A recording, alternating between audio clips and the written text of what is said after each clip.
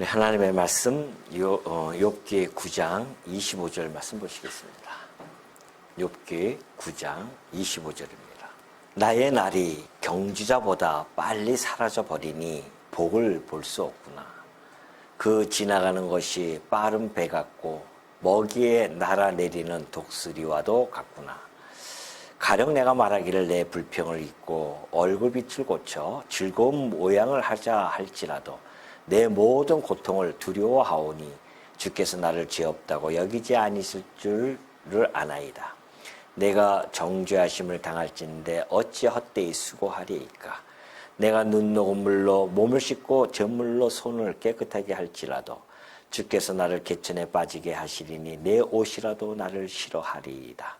하나님은 나처럼 사람이 아니신즉 내가 그에게 대답할 수 없으며 함께 들어가 재판을 할 수도 없고 우리 사이에 손을 얹을 판결자도 없구나. 주께서 그의 막대기를 내게서 떠나게 하시고 그의 위엄이 나를 두렵게 하지 아니하시기를 원하노라. 그리하시면 내가 두려움 없이 말하리라. 나는 본래 그렇게 할 수 있는 자가 아니니라. 내 영혼이 살기에 곤비하니 내 불평을 토로하고 내 마음이 괴로운 대로 말하리라. 10장 1절까지 봉독해 드렸습니다.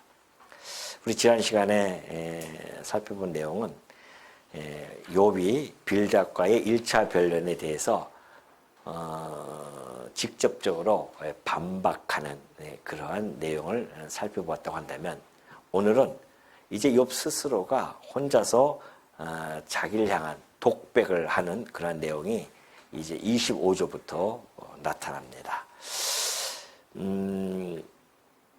욥이 25절과 26절에 얘기했듯이 나의 날이 경주자보다 빨리 사라져 버린다고 하죠. 또 지나가는 것이 빠른 배 같고 먹이에 날아내리는 독수리와도 같다 합니다. 다시 말해서 세월이라고 하는 것이 그렇게 참 빠르다는 것이죠.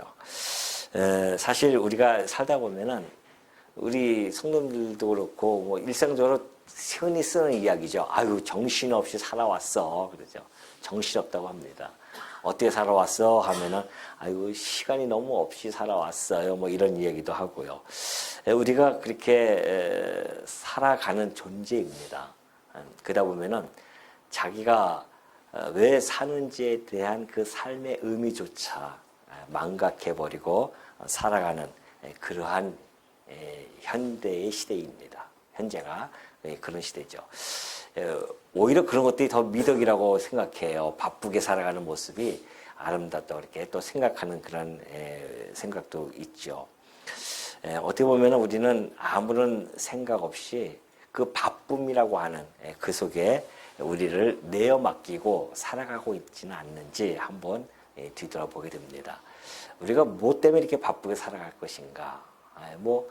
세상 사람들은 다 그러지 않겠습니까? 자기의 어떤 부귀 영화를 위해서 또는 자기의 어떤 명예, 어떤 권력, 위엄 아니면은 자기의 쾌락 이런 모든 것들을 향해서 바삐 돌아가게 됩니다. 오늘 우리의 삶이라고 하는 것이 그렇게 잘 되어져 있죠. 이거 보면은 우리가 이 땅에 태어납니다. 그리고 우리가 언젠가는 죽죠. 이 삶이 아주 그냥 신속하게 가죠. 아주 신속하게 갑니다. 여러분도 한번 뒤돌아보면은 그 세월이 얼마나 빨리 흐르는지 모릅니다. 눈 깜빡하고 왔어요. 그렇다고 한다면 앞으로도 눈 깜빡하면 그냥 갑니다. 얼마 안 남았어요. 지금 여기 앉아 계신 분들이 100년, 200년 살 것처럼 그렇게 이렇게 생각하시는데 그렇지 않습니다. 기껏해야 우리 한 20년 안팎이면요. 여기에 없으실 분도 있으실 것이고 다 우리의 기능은 약해져가지고서는 힘도 못 쓰고 그렇게 이제 죽을 날만 바라봅니다. 몇 년 남았다고요? 20년 너무 긴가요? 진짜예요. 그 정도뿐이 안 남았어요. 그러다 보니까는 우리의 삶을 뒤돌아보면은 우리의 삶 속에서 때로는 형통함도 있었고요. 그리고 때로는 공고함도 있습니다. 또 우리가 뒤돌아보면, 앞으로 가다 보면 또 형통함도 있겠죠. 왜냐하면 하나님의 역사 섭리의 방식이기 때문에, 원리예요, 이것이. 하나님께서는 공고함과 형통함을 겸하여 우리에게 주시기 때문에 우리 삶이 이래요. 이렇게 살다 보면 형통할 때도 있고 공고할 때도 있고 형통할 때도 있죠. 오늘 이 욥은요, 과거에 아주 큰 형통함을 가지고 살아왔던 사람이 있었습니다. 그런데 지금은 어마어마한 공고함에 빠져 있죠. 그 공고함 속에서 다 보니까는 이 세월이 너무나 빨리 지나갑니다. 지금 비유를 들어주고 있는데 육지와 바다와 공중에 있는 그런 것들을 가지고서는 지금 비유를 들어줍니다. 경주자가 얼마나 빠릅니까? 그 경주자보다도 더 빨리 세월이 흘러가는 것 같더라. 또 빠른 배, 아주 배가 빨라요. 빠르게 막 지나가는데 그 빠른 배보다도 더 빠르게 세월이 지나간다는 것이죠. 뿐만이 아닙니다. 그 독수리가 먹이를 낚아채려고 하늘에서 내려오는 그 속도가요, 한 200km가 된다고 합니다. 200km보다도 더 빠르게 우리의 세월이 흘러간다는 것이죠. 근데 욥이 왜 그렇게 두려워하는가? 지금 이 세월이 흘러가는 것이 자기가 지금 어디에 처해져 있습니까? 이 공고함이라고 하는 이 박스권에 지금 딱 채워져 있어요. 욥의 삶이. 그러니까 지금 욥은 이 나타나고 있는 이 공고함이라고 하는 이 극한 상황이죠.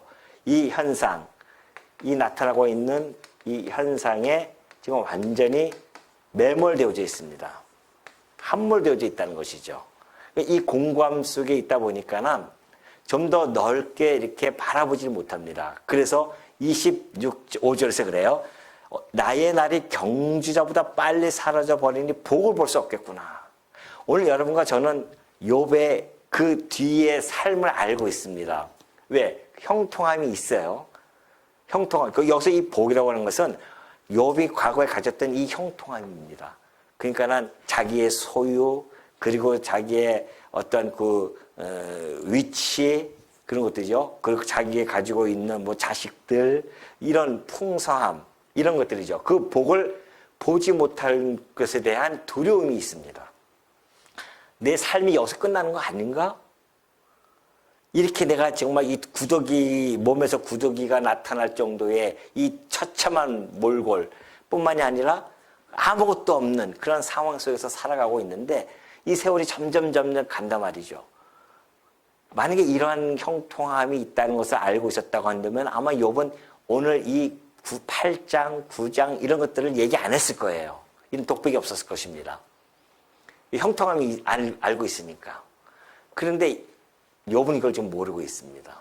모르고 있으니까 이 공고함, 이 현상에 함몰되어져 가지고 여기서 빠져나오지 못하고 있습니다.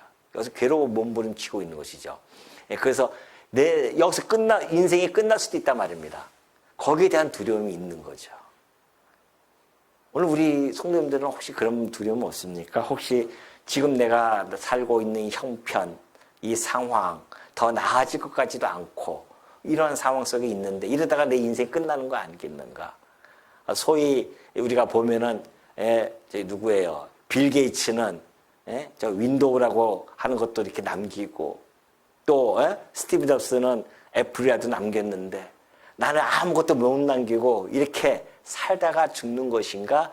라고 하는 두려움, 아쉬움 이런 것도 있는 거죠. 이러다 보니까 여기에 매몰되어지면 결국은 인생의 허망함이 느껴지는 거거든요. 그래서 인생의 허망함, 곧 무상함이죠. 인생이 참 무상합니다. 여기에 갇혀있으면 이렇게 느낄 수밖에 없습니다. 무상함을 느낄 수밖에 없는 거죠. 오늘 지금 이 욥은 이 25절과 26절에서 너무나 그렇게 잘 표현해주고 있는 겁니다. 그래서 야, 내가 경주보다 빨리 사라져 버리고 있다, 나의 날이. 지금 이러한 상태에서. 그리고 복을 볼 수도 없구나.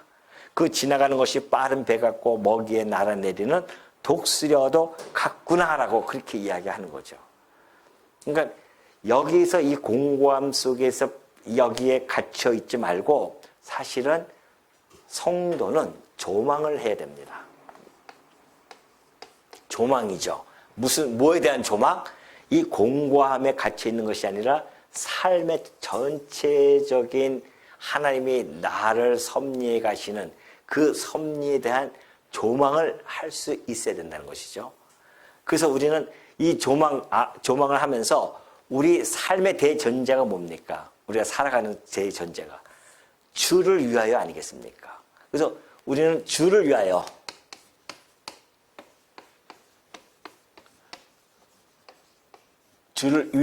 라고 하는 이 슬로건을 가지고 우리는 이 땅에서 좀 살아가고 있어요. 그러니까 이 형통함도 주를 위하여, 공고함도 주를 위하여 라고 하는 이러한 삶의 대전제를 가지고 우리가 살아간다고 한다면은, 이런 조망 속에 살아가면은 이 공고함 가운데서도 우리는 주를 위하여라고 하는 그 삶을, 가치로움을 가지고서는 살아갈 수가 있죠. 인생의 가치로움은 인생의 그 삶의 바쁨 속에서 또한 이 세상에서 우리가 쟁취할 수 있는 것은 아닙니다. 하나님을 모르면은 인생의 가치로움을 가질 수가 없죠. 하나님 안에서만이 우리 인생의 가치로움을 가질 수가 있습니다. 그러니까 주를 위하여 살아갈 때만이 우리 인생의 가치로움이 주어지거든요.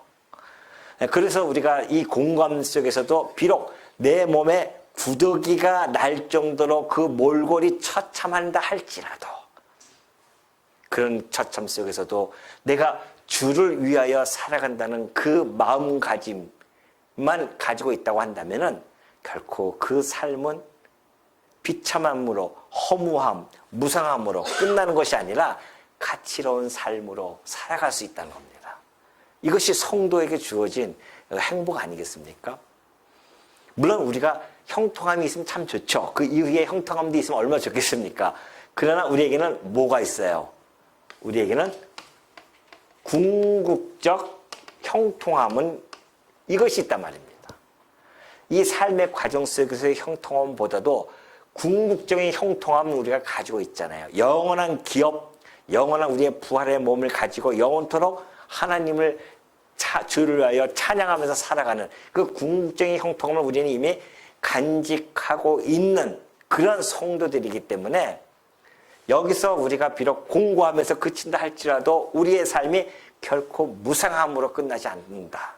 우리는 우리의 주를 위하여 살아가는 이 가치로운 삶으로 우리가 승화되어져서 살아갈 수 있다는 것이죠.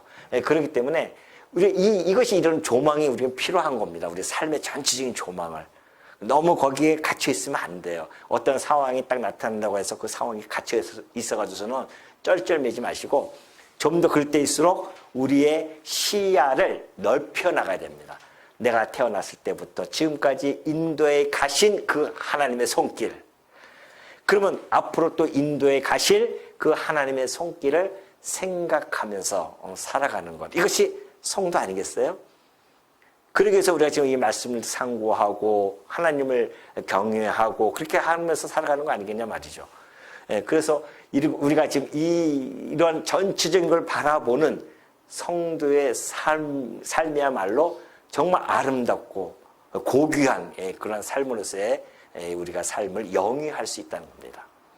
오늘 우리 욥은 지금 이 형통함을 바라보지 못하고 있었기 때문에 여전히 공고함 속에서 그 매몰되어져서 지금 이러한 이야기를 할 수밖에 없습니다. 내가 오늘 그 복을 볼 수 없구나. 내가 이 세월이 너무 흘러가서 내가 정말 괴로움 속에 있구나라는 것이죠. 사실 이 다윗은요, 일찍이 시편 39편 6절 보면 그래요. 일찍이 이 세상에 그 바쁘게 그때 당시도 지금도 똑같아요. 사실은 해 아래 새 것이 있겠습니까?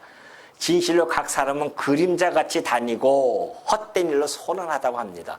그림자같이 다닌다고 하는 것은 뭐예요? 허상이에요. 허상을 쫓아다닌다는 겁니다. 그리고 헛된 일로 소란하고 재물을 막 쌓고자 그렇게 애쓰지만은 누가 거둘린지는 알지도 못하면서 그렇게 살아가는 모습, 바쁘게 살아가는 모습, 그런 모습 속에서 아까 얘기했듯이 우리는 이러한 주를 위하여 살아간다고 하는데 이러한 전제 속에서 우리가 살아간다고 한다면은 우리의 삶이 결코 허망하지 않다는 것을 잘 보여주고 있다는 것이죠. 자, 그러면서 27절 보면 그래요. 가령 내가 말하기를 내 불평을 잊고 얼굴 빛을 고쳐 즐거운 모양을 하자 할지라도 내 모든 고통을 두려워하오니 주께서 나를 죄 없다고 여기지 않으실 줄을 아나이다. 욥이 이제 우리 그런 생각들 많이 하잖아요. 어렵다니까는 그렇게 생각하면 안 된다. 우리가 긍정적으로 생각해야 돼. 그래서 하하하하 웃자. 그러면 복이 올 거야. 그래서 막 한때 그것이 유행이 됐었습니다. 막 웃는 거, 막 손뼉 좀 하하하 웃으면 뭐 즐겁고 행복하다는 거 아니겠어요? 지금 욥도 이미 이때 그 전부터 이런 생각을 해봤습니다. 긍정적인 생각을 가져보자. 내가 한번 좀 내 불평을 잊고 얼굴 빛을 고쳐가지고 즐거운 명을 해보자. 지금 이런 모습이지만은 그러나 내 모든 고통을 내가 두려워하기 때문에 주께서 나를 죄 없다고 여기지 않으실 줄 내가 안다는 거 아니겠어요?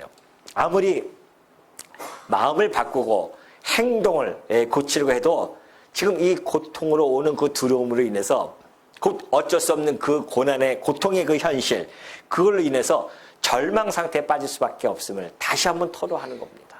내가 그렇게 하고 싶지만은 그러지 못한다는 것이죠. 자기가 무죄함에도 불구하고 지금 이렇게 죄인처럼 취급을 당하고 있는 이 현실, 이 고난이 죄인처럼 지금 당하고 있다는 거 아니겠습니까?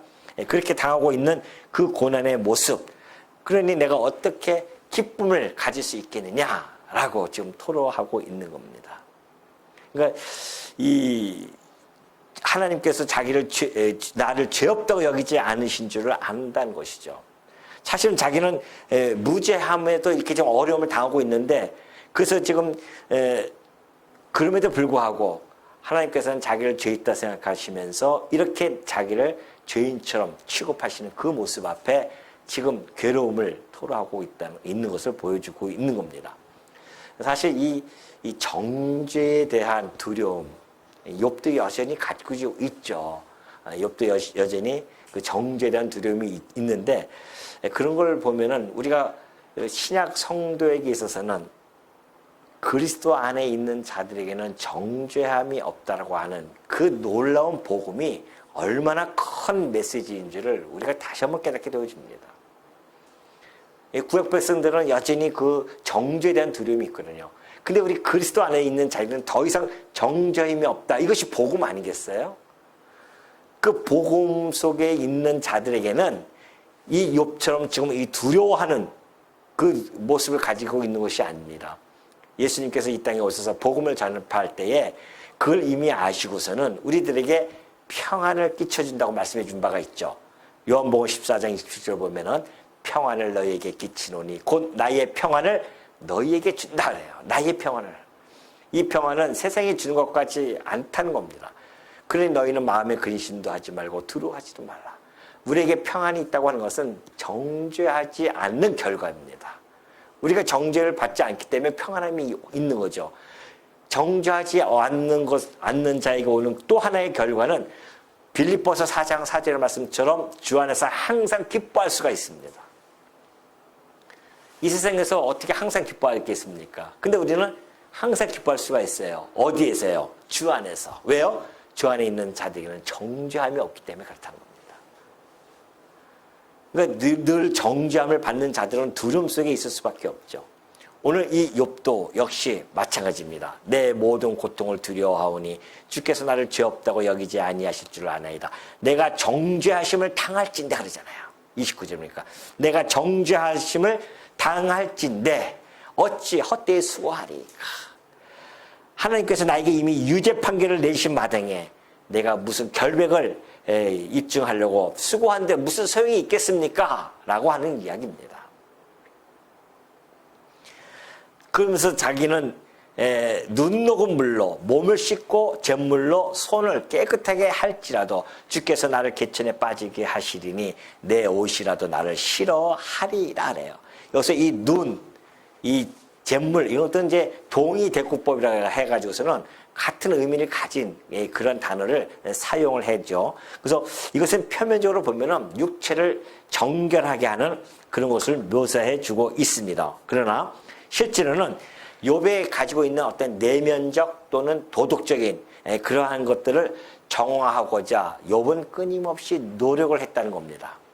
그럼에도 불구하고 하나님께서 그를 비참한 그 재난의 상황에 빠뜨렸다는 것이죠. 일찍이 예레미야 선지자 보면요, 예레미야 2장 21절도 그 말씀을 잘 설명해 주고 있죠. 주 여호와의 말씀이니라 네가 잿물로 스스로 씻으며 내가 많은 비누를 쓸지라도 내 죄악이 내 앞에 그대로 있다는 거 아니겠습니까? 잿물로도 안 돼요. 눈도 하얀 눈으로 한다고 해서 안 된단 말입니다. 죄악이 그대로 있어요. 지금 이 욥도 마찬가지예요. 지금 자기가 가지고 있는 이 어떠한 그러한 이 도덕적인 또한 내면적인 이것을 늘 정화하고자 성결케 하고자 애쓰는 모습, 우리가 앞에서 봤지만은 욥은 그렇게 해가지고 얼마나 흠없는 자로서 명성이 자자했었습니까? 그 욥은 그렇게 했음에도 불구하고 왜 하나님께서 나를 이런 개천에 빠뜨리셨냐 말이죠. 하나님 앞에서 그렇게 성결하게 살고자 몸부림쳤음에도 불구하고 이런 비참한 상황에 빠뜨리신 그 상황을 좀 원망하면서 절규하는 것이 이 안에 담겨져 있죠. 그러니 오늘 우리 신약 성도들에게 있어서는 이 잿물과 눈으로 우리는 씻지 않잖아요. 우리는 뭘로 씻었습니까? 예수 그리스도의 보혈의 피로 우리의 모든 죄악을 깨끗하게 맑게 씻었습니다. 그래서 우리는 더 이상 눈과 잿물 필요 없어요. 욥은 이때 당시에도 그냥 이 눈과 잿물로 씻듯이 자기를 그렇게 했지만은 여전히 죄인으로서 정죄받을 수밖에 없습니다. 그러나 오늘 우리는 성도들에게는 그리스도 안에 있는 자들에게는 그리스도의 보혈로 이 깨끗하게 해주셨는데 눈보다 더 희게 그렇게 깨끗함을 받았다는 거 아니겠습니까? 그러니 우리가 오늘 이 시대에 살아가는 것이 얼마나 행복한 겁니까? 그러면서 주께서 나를 개천에 빠지게 하시리니 내 오셔 나를 싫어하리라. 하나님은 나처럼 사람이 아니신지 내가 그에게 대답할 수 없으며 함께 들어가 재판을 할 수도 없고 우리 사이에 손을 얹을 판결자도 없구나 그럽니다. 자, 다시 한번 지난번에도 말씀했지만은 지금 욥이 다뤘지만은 하나님과 자기 사이에 분명한 간극이 존재해요. 그래서 하나님 앞에서 자기가 쟁변할 수 있는 이유가 쟁변한다고 하는 것은 무의미하다는 겁니다. 왜 그러냐면은 하나님과 자기는 본질적으로 다르다는 겁니다. 사람이 아니죠, 하나님은. 그래서 하나님은 지고하신 존재입니다. 인간과 전혀 다른 그런 존재이죠. 그러니 재판석에 앉아가지고 같이 논쟁할 수 있는 그럴 수 없다는 겁니다. 그걸 지금 이 욥이 탄식하는 거죠. 좀 하나님이 그런 인간처럼 그렇게 되어져 있으면은 내가 한번 따지고 싶은데 따질 수도 없는 거다. 뿐만이 아니죠. 자기와 하나님 사이에 손을 얹어서 재판할 수 있는, 다시 말해 중보할 수 있는 그러한 중보자도 없다는 거 아니겠어요?